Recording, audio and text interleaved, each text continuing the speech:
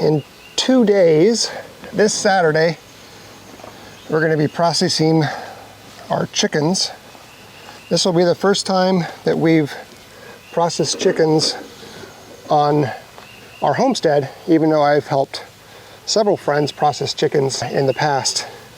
So I thought what I would do is take you guys along the journey here from setup to teardown, because there's a lot of videos out there showing what it's like to process chickens, but not necessarily what it's like before and after the chicken processing portion. This is not going to be a how-to video. So what we're going to be doing today is setting up all the equipment and getting it ready for Saturday, giving myself 1 day of buffer just in case I need to do anything, fix anything, whatever.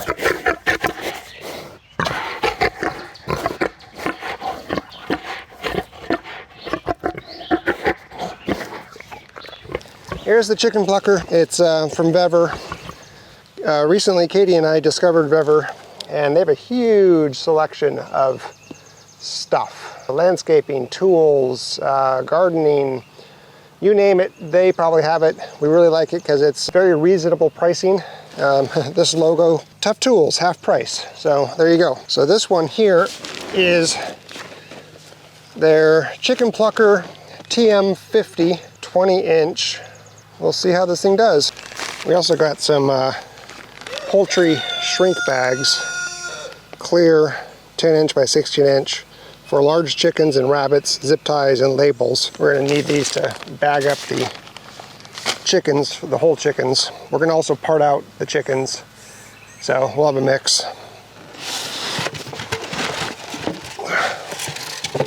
What are we stuck on? There we go.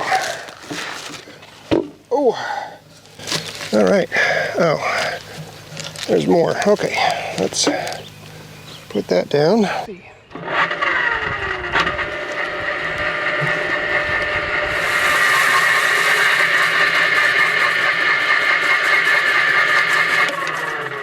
So I'll be getting power and water from inside the basement there. The other day, put in two 20 amp outlets, one for each freezer that we have down there. A brand new freezer just for these chickens, because the other freezer's full of pig meat. And there's already a spigot that was installed in there by previous owner or somebody else. I think we're good on water, power, and now we know that the chicken plucker's working. Let's wash the tables and make some kill cones. Now we plan on starting about 8 in the morning. And we'll probably do it right back here because this area won't get very much morning sun. It'll probably take us, I'm guessing, 2 hours, done by 10 in the morning. So should be able to beat the heat, not have too many bugs.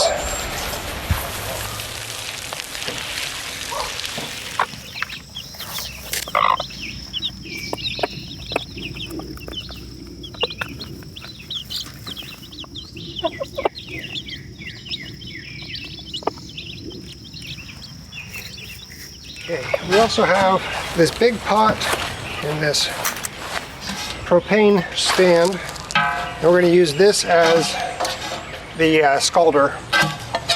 So I'm going to wash this guy out and then hook up the propane tank to this guy and give it a test run to make sure it's going to work.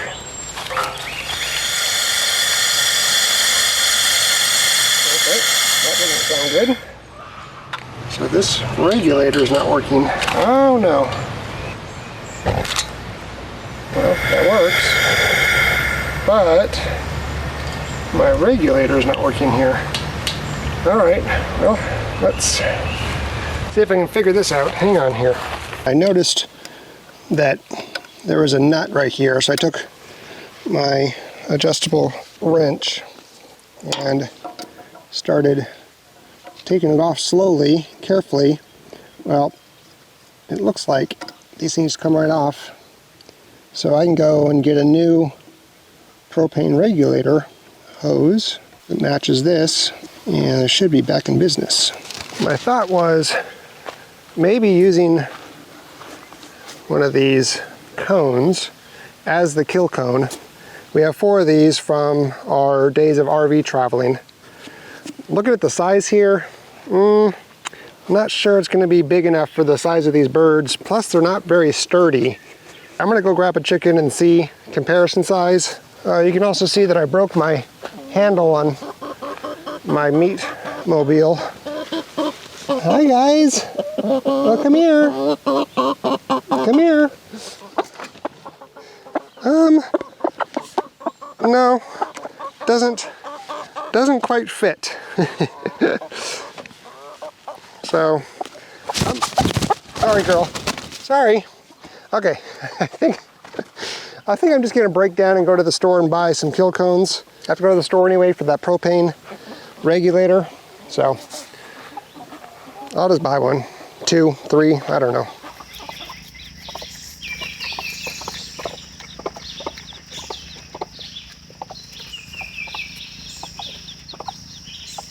Good morning, everybody.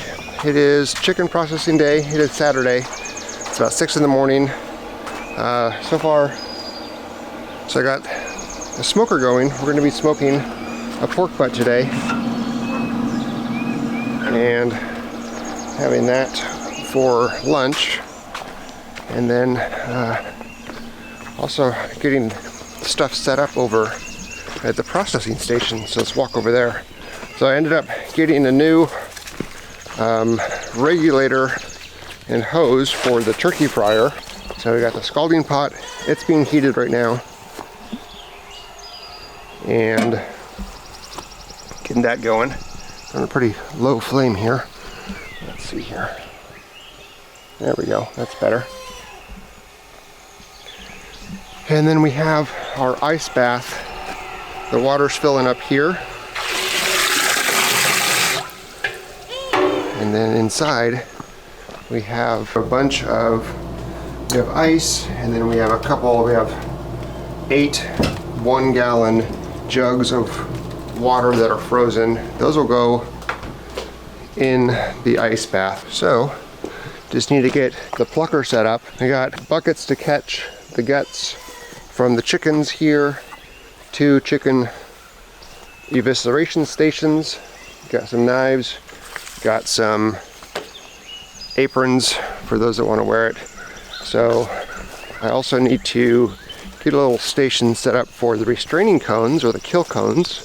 We're gonna do it on the side of the fence inside the sheep enclosure over by where the chickens are, primarily because we don't want the animals, the dogs, to come over. I'm gonna end up putting another T-post about right here, put a board across. We'll put the kill cones on the board and just grab the chickens from there, bring them over, put them into the restraining cones and slit their throat. So we've got 2 more hours before my friends arrive to start the process. Chicken plucker, set up, tested, working. I also got a hot mitt because we're going to need that to take the lid off of the scalder, and then also maybe to grab the chicken when it's in the scalder. And then also we have these poultry shears. So one of you gifted us this when we first moved onto the homestead about a year ago. So we're putting those things to its first use now. So thank you very much for those.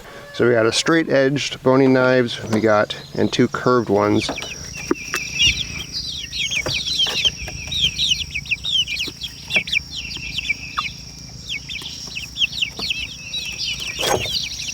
Look who we have.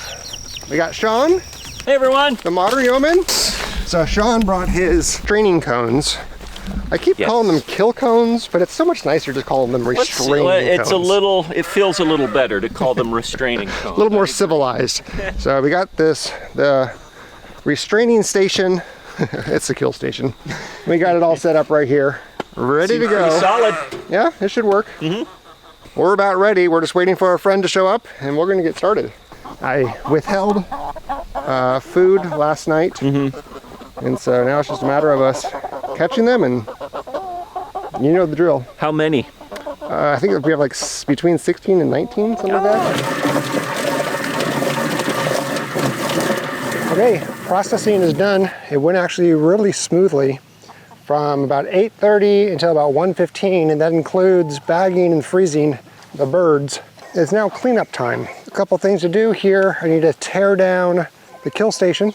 Also part of the cleanup are washing down everything. We have the ice bath containers. They have bleach water in them, and they're just kind of bleaching out right now. These used to be water containers. I would hold water in them and use pails to take the water out to feed to the animals.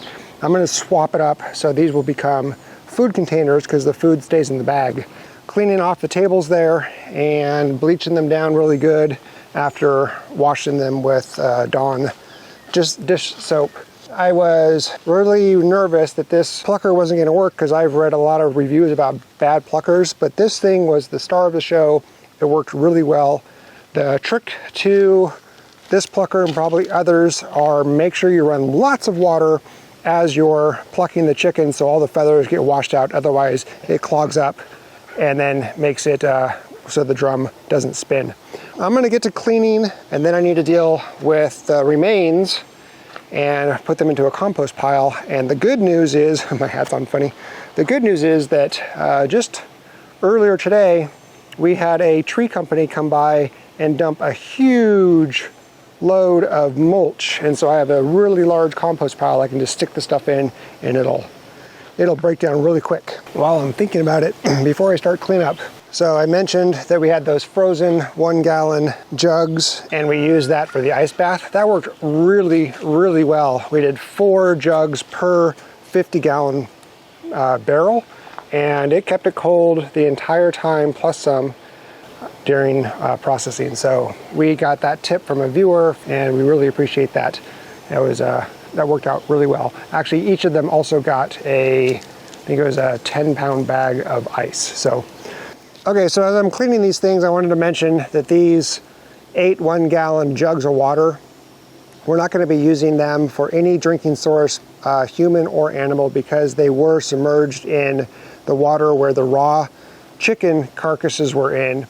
I did wash them down really good. I'm going to bleach them down really good, just not spread any bacteria and stuff.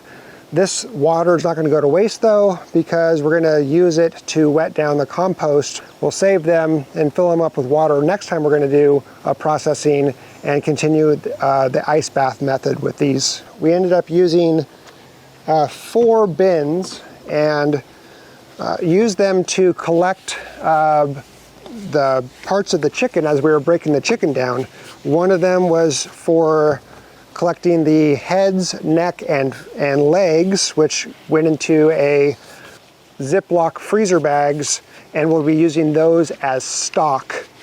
The other bin was used for the other parts like the head, and the 2 other bins were used for when we quartered it, then we put the quartered pieces into the bins. So those are necessary items as well, having the bins.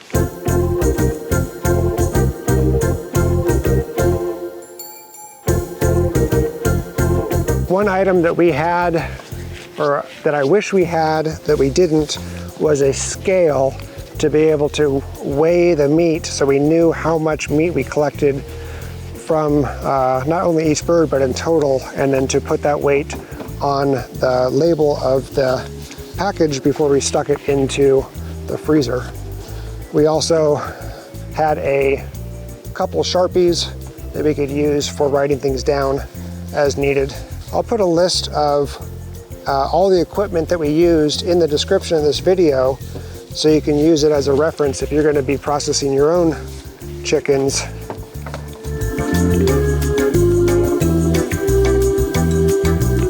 We washed these tables multiple times throughout the process, and then we washed them immediately after we were done. So they've been sitting out here already washed, but I'm going to wash them once more and then bleach them as well, and then they'll go into storage.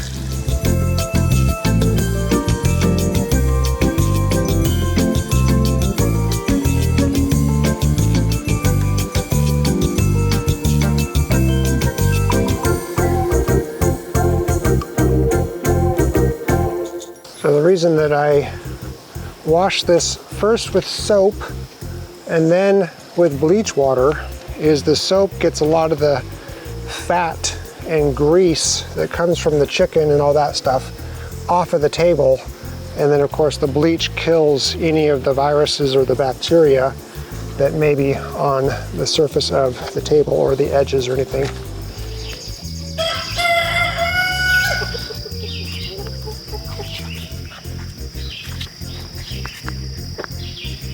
All right, I got everything put away. It's actually 2 days later when I was cleaning up. We had an issue with the sheep, they escaped. We put that video together for you. I'll link it here, kind of funny. Then yesterday it just rained. So what I need to do now is clean out these barrels, the water containers. So I have two 50-gallon barrels that we used for an ice bath, and then the scalder. Now the question is, am I gonna be able to tip these things over? They are quite heavy. Here we go, let's see. Give me a lot of water. Oh my goodness.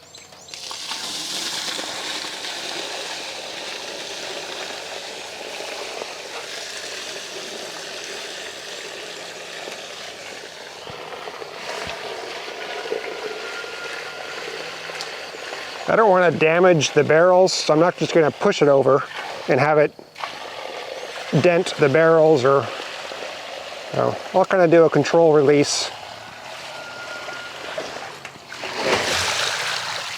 That's a lot of water. I'm going to have to let this water also soak and evaporate before I do any more with water here. Otherwise, this whole area is just going to become saturated and muddy.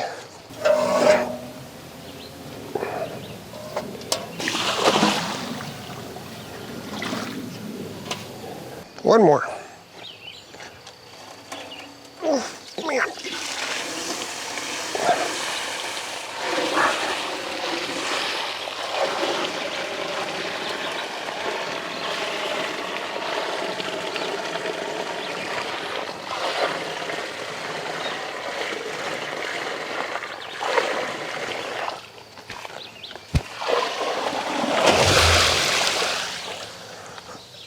There's still a couple pieces of chicken carcass in here, some meat and stuff. So I'm going to gather this, go put it in the bin that's holding all of the leftover pieces that's going to go into compost, and I'll be right back.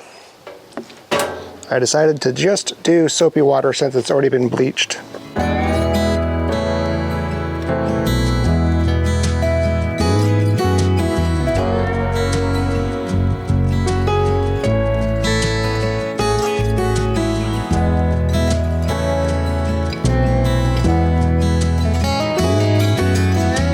More feathers stuck in the bottom of the plucker, so the plucker takes a bit of time to clean out. All right, these things have been soaking long enough in soapy water, and I was already able to clean off the top edges of it. So I'm gonna go ahead and dump them out and let them dry, and then I might do one more good rinse on them. Oh man. A little heavier. Okay, why is it so much heavier? It's because I'm not going downhill with them like I was last time.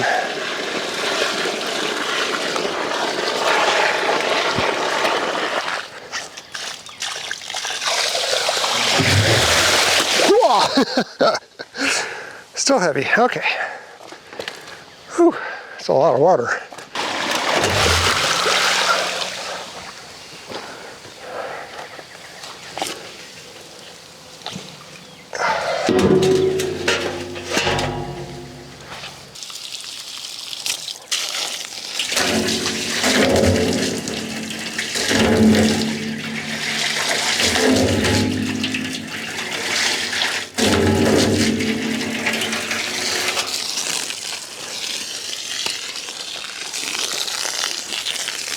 All right, then washing down the hose, and that, guess I could do that with disinfecting wipes. So here's another item.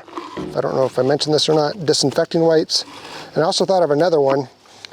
We needed something to be able to dip the birds with, like a stick or something, inside the scalder. Be able to put them in the scalder and then take them out of the scalder, because you want their feet to be fully submerged. So that's another item to add to the list of things needed. Garbage bag, multiple garbage bags, maybe a trash bin.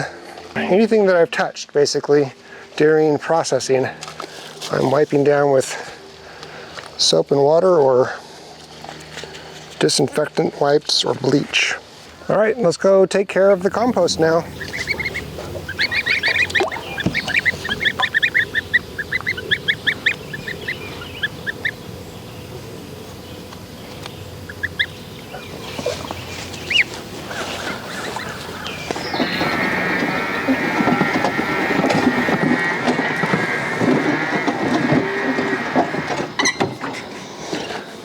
All right, this is the worst part because this has been sitting out for a few days. This is a bucket of feathers. There's lots of maggots and stuff in there, so I want to get that stuff buried pretty quickly. So all I'm going to do is just dig a big hole right in the center here where it's nice and toasty. Whew. You can feel the heat coming off of that. And then dump them in there and bury them. Wow, that's hot. That's crazy hot.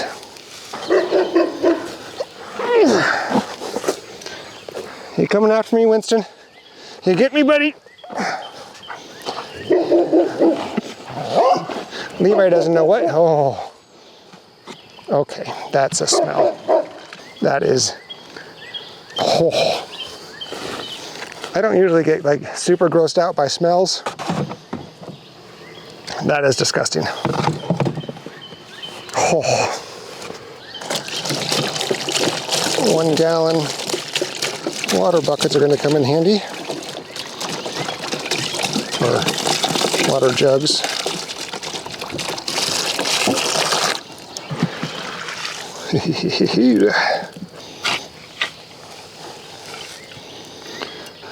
I'm going to mark where the feathers are, go grab the blood, we'll pour that in there too. So here's the blood. Oh, some coagulation going on there.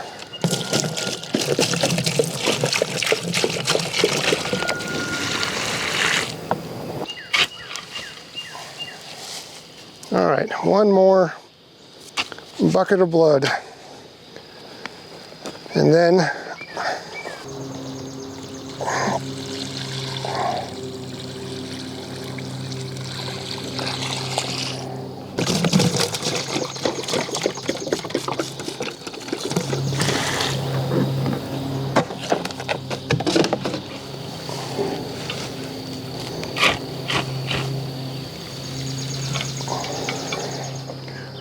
there we go.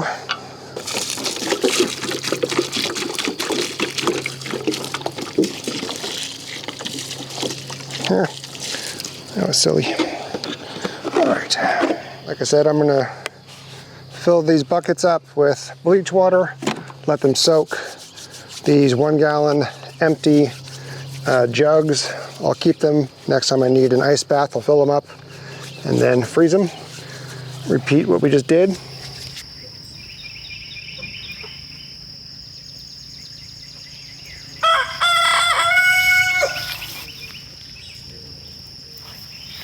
So some final thoughts on our day of chicken processing. Number 1, having things set up at least 2 days in advance, testing it out, making sure it works was a game saver.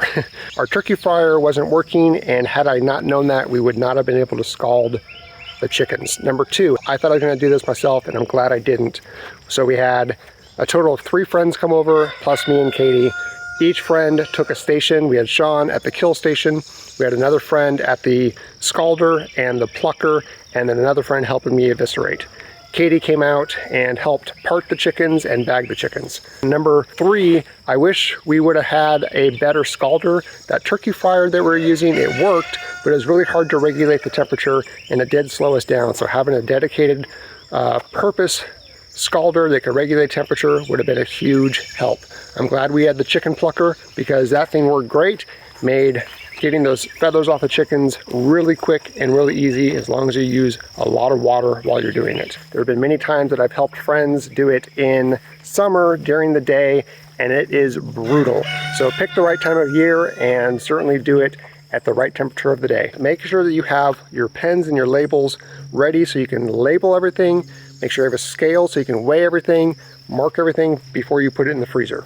And final thought on this is, I've helped many friends process their chickens. I've taken a couple workshops, and let me tell you, it is very different when you're doing it on your own homestead and you're in control. There's a lot of other factors that you are not aware of when you have your friends set everything up, or you go to a processing class, because they have it all dialed in and they make it look really easy. There will be hiccups, and that's okay. You just have to work your way through it. Don't be afraid to do it. I highly encourage you to raise your own chickens for meat, process your own chickens on your homestead or your farm, and if your city allows, do it in your property. And if you are interested in seeing how to actually process a chicken, I do have a video that I recorded 2 years ago when I took a chicken processing workshop over at Justin Rhodes, and I will put a link to that down below in the description and also as a card here on the video.